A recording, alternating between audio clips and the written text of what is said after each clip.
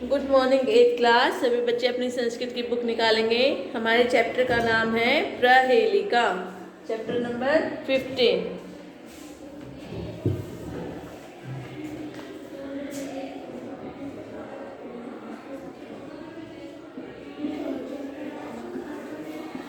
प्रहेलिका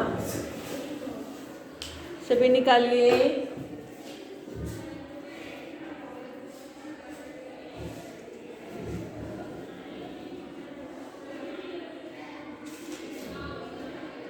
देखिए, हमारा चैप्टर है प्रहेलिका, मतलब कि पहेलियाँ। पहेलियाँ मनोरंजन की प्राचीन विद्या है। ये प्राय विश्व की सारी भाषाओं में उपलब्ध है। संस्कृत में कवियों के इस परंपरा को अत्यंत समृद्ध किया है। पहेलियाँ जहाँ हमें आनंद देती है, वही समझ बूझ के हमारी मानसिक व बौद्धिक प्रक्रिया भी तीव्र बनाती है।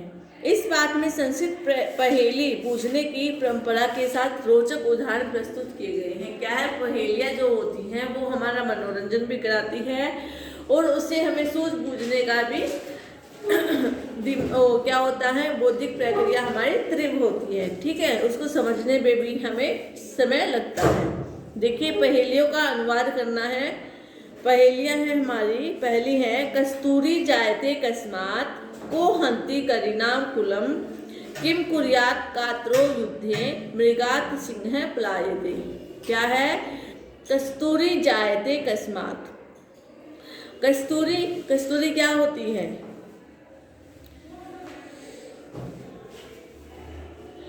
कस्तूरी कस्मात् किससे, जायते पैदा होती है। ठीक है, क्या है, कस्तूरी किससे पैदा होती है।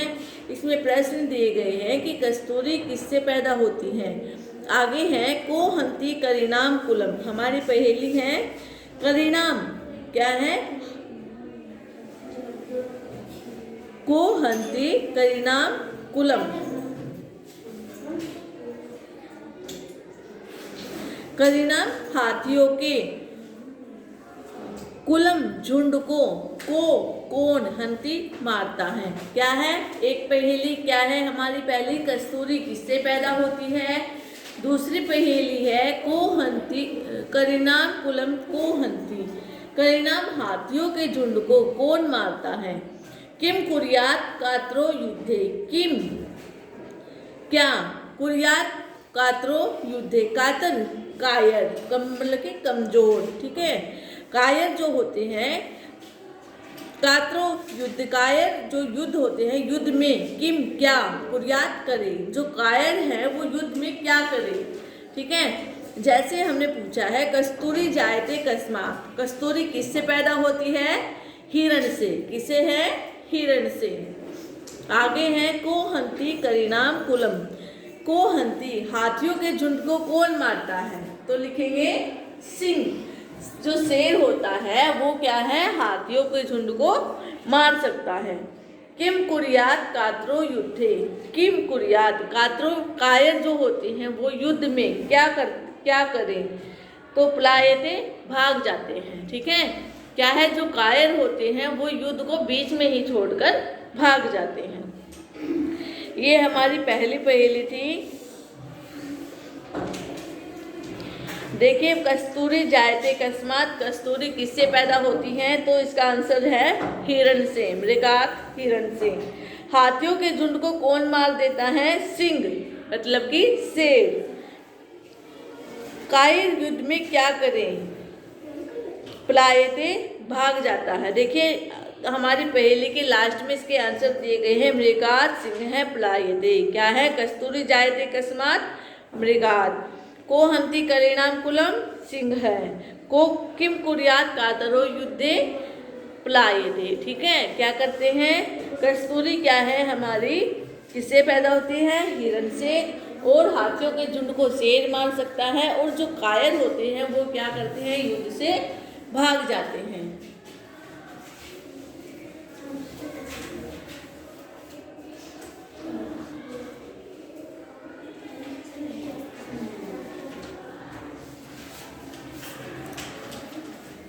सभी रिवाइज करेंगे पहली पहेली को।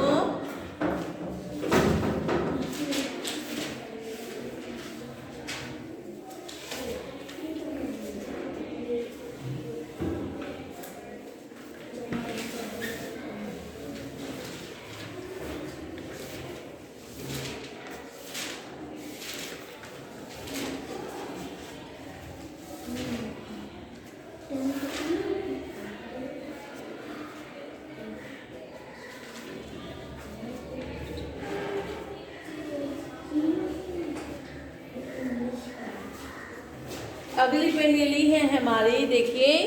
सीमांती नीसु का शांता, राजा को अभूत गुणोत्तमा है, विद्वत भी का सदा वंदा, अत्रे वोक्तम न बुध्यते। देखिए पहली है हमारी सीमांती निशु का शांता। सीमांती निशु नारियों में, ठीक है, जो शांत स्वभाव वाली है वो कौन है? सीमांती निशु नारियों में शांता, शांत स्वभाव वाली का कौन है? राजा को अभूत गुणोत्तम है। क्या है? राजाओं में, ठीक है, गुणों की दृष्टि से उत्तम राजाओं में कौन है? गुणोत्तम है, गुणों की दृष्टि से उत्तम राजा राजाओं में को अभूत कौन है? विद्वत भी का सदा बंदा, विद्वत भी विद्वानों ने का सदा, सदा किसे बंदा बंदनीय कहा है, विद्वानों ने सदा किसे बंदनीय कहा है? देखिए अत्रे वोक्तम न बुध्यते। क्या है?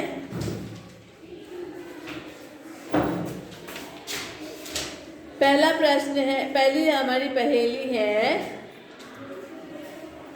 कहा गया है अत्रे वोक्तम, यह कहा गया है, बुद्धते जाना चाहता है। देखिए नारियों में शांत स्वभाव वाली कौन थी? सीता। कौन थी? सीता। गुणों की दृष्टि से उत्तम राजा कौन है? राम। विद्वानों ने सदा किसे वंदनीय कहा है? विद्या को। तो इन तीनों पहेलियों के आंसर है। पहली पहेली का है शांत स्वभाव वाली नारी कौन थी? सीता। और उसके बाद है गुणों की दृष्टि से उत्तम राजा कौन था? राम। विद्वानों ने सदा किसे वंदनीय कहा है? विद्या को। सभी रिवाइज करेंगे।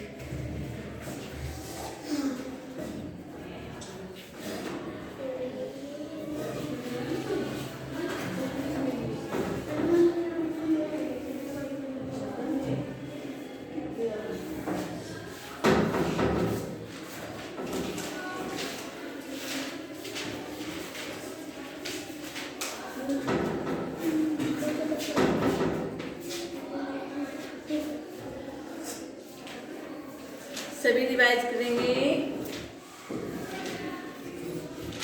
देखिए हमारी पहेली है सीमांतिषु का शांता, नारियों में शांत स्वभाव वाली कौन है? सीता। राजा को अभूत गुणोत्तमा, गुणों में सबसे उत्तम राजा कौन थे? तो लिखेंगे राम। ठीक है। विद्वत भी का सदा विद्वंदा, विद्वानों की ने सदा किसे वंदनीय कहा है? किसे कहा है? विद्या को। किसे कहा है? विद्या को। ये हमारी पहली और दूसरी पहेली है।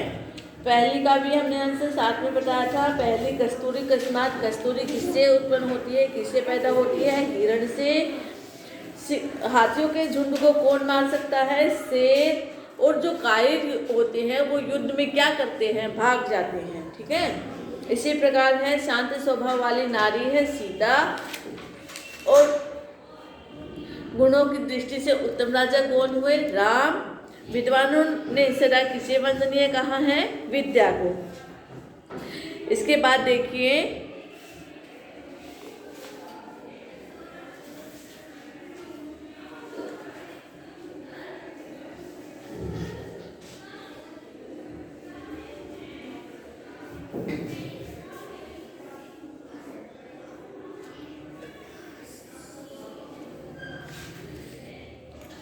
ये जो हमारी पहेली दी गई है, इसके बाद देखिए अगली पहेली है हमारी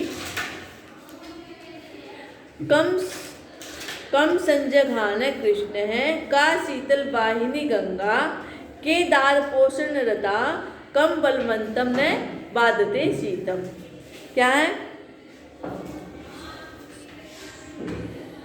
कृष्ण कैसे कम संज्ञान है? क्या है?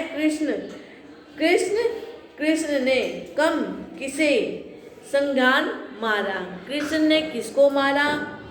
का शीतल वाहिनी गंगा। क्या है? शीतल ठंडी धारा वाहिनी, ठंडी धारा वाली गंगा, गंगा का किस स्थान पर बहने वाली है? जो हमारी ठंडी धारा वाली बहने वाली जो गंगा है वो कहाँ पर बहती है? किस स्थान पर बहने वाली है? केदार पोषण रता, केदार दार पत्नी के, पोषण रता पालन पोषण में, के कौन? रता लगे रहते हैं। पत्नी के पालन पोषण में कौन लगे रहते हैं? कम बलवंतम ने बाधते शीतम, कम किस बलवंतम बलवान को, शीतम सर्दी पीड़ा न नहीं बाधते देती। क्या है, किस बलवान को जो सर्दी होती है वो पीड़ा नहीं देती है। देखिए पहली पहेली है, कृष्ण ने किसको मारा, तो क्या लिखेंगे, कृष्ण ने कंस को मारा। ठीक है, कृष्ण कंसन जंघान। ठीक है, कृष्ण ने किसको मारा, कंस को मारा। आगे थी हमारी का शीतल वाहिनी गंगा, ठंडी धारा वाली गंगा किस स्थान पर बहने वाली है।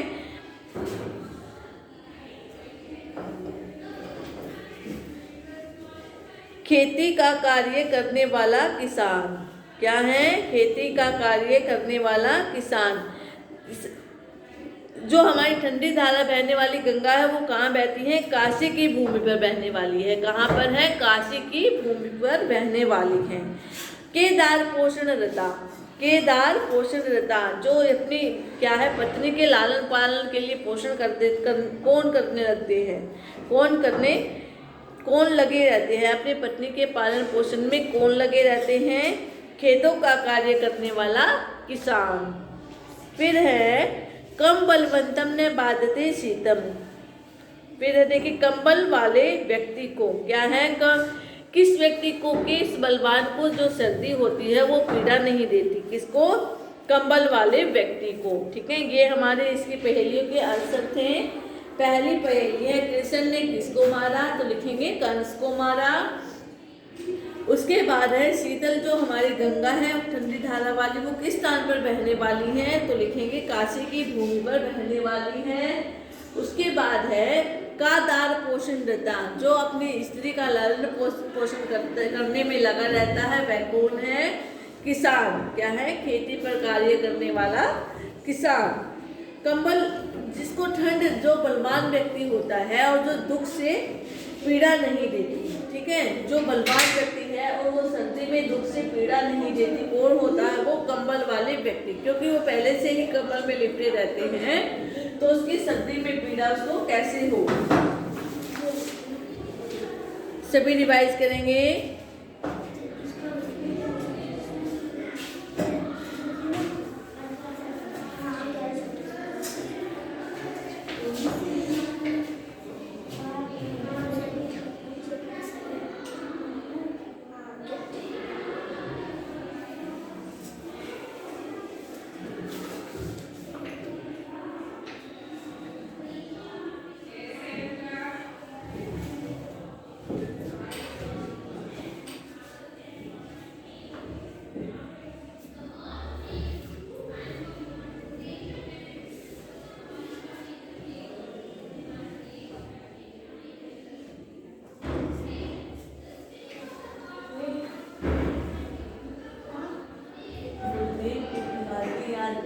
किसी भी सब्जेक्ट को याद तो कर सकता है।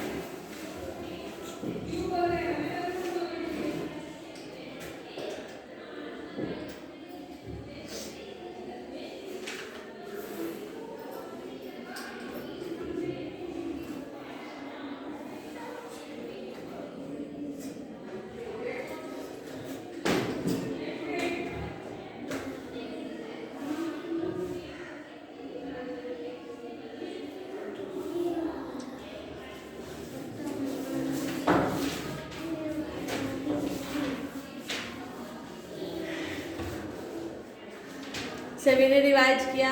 उसके बाद देखिए हमारी अगली पहेली है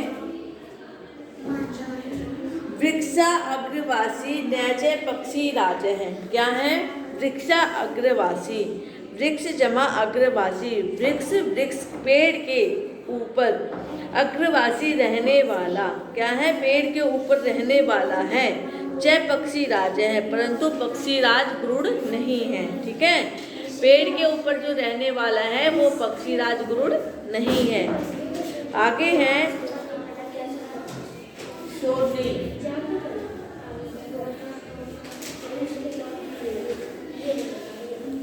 त्रिनेत्रधारी नैचे शूल पाणी। क्या है, त्रिनेत्रधारी, तीन नेत्रों वाला है परंतु त्रिशूलधारी शंकर नहीं। क्या है, तीन नेत्रों वाला है परंतु त्रिशूलधारी शंकर नहीं।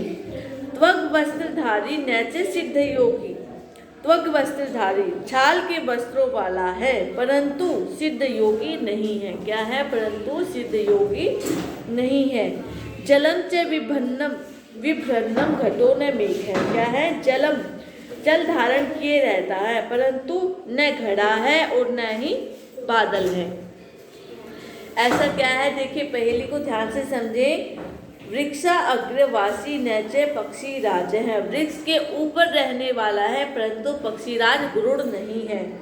त्रिनेत्रधारी तीन नेत्रों वाला है परंतु भगवान शंकर नहीं है। त्रिशूलधारी भगवान शंकर नहीं है।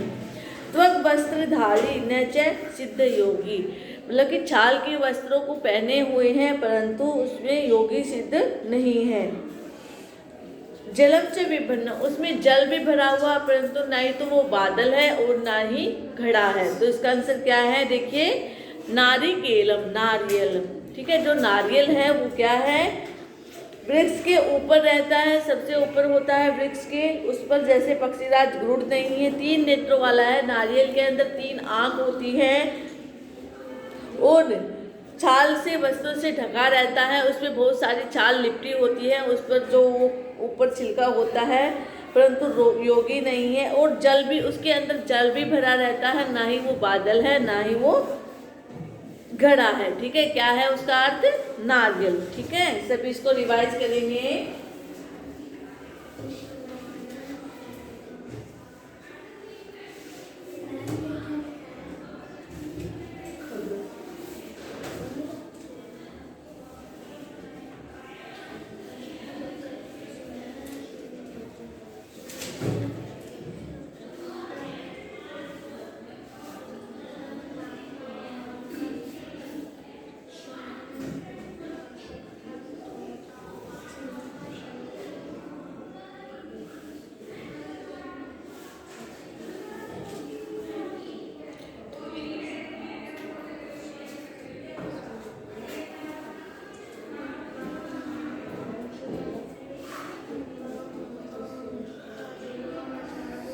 उसके बाद देखिए अगली पहेली है हमारी। भोजनान्ते च किं पेयम जयन्तः कस्यपि सुतः कथम विष्णु पदम प्रोक्तम तक्रम चक्रस्य दुर्लभम।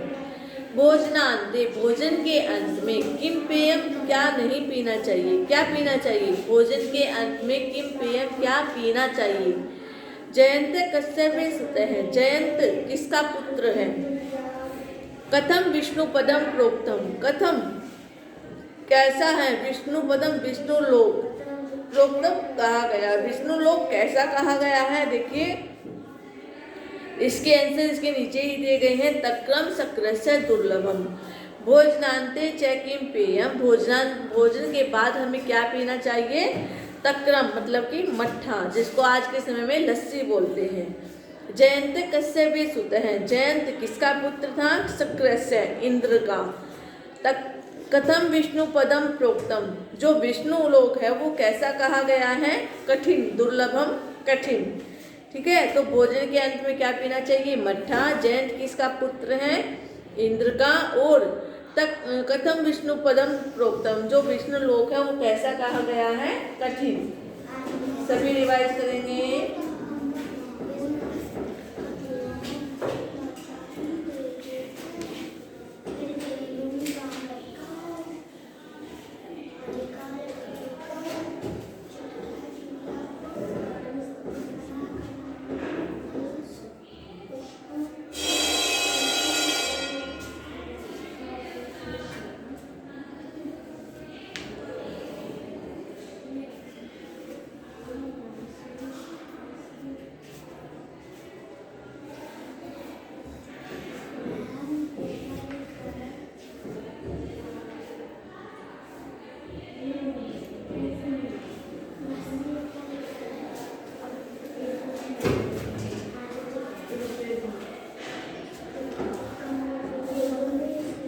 सभी ने यहाँ तक रिवाइज किया। पहेलियों का अच्छे से पढ़ेंगे, फिर उनके आंसर उनके साथ में दिए गए हैं। अगर पहेली समझ में आएगी तो आंसर भी उसके समझ में आपको अच्छे से आएंगे। ओके क्लास, सभी इसको यहाँ तक रीड करेंगे और अच्छे से पहेलियों को समझेंगे। Thank you class.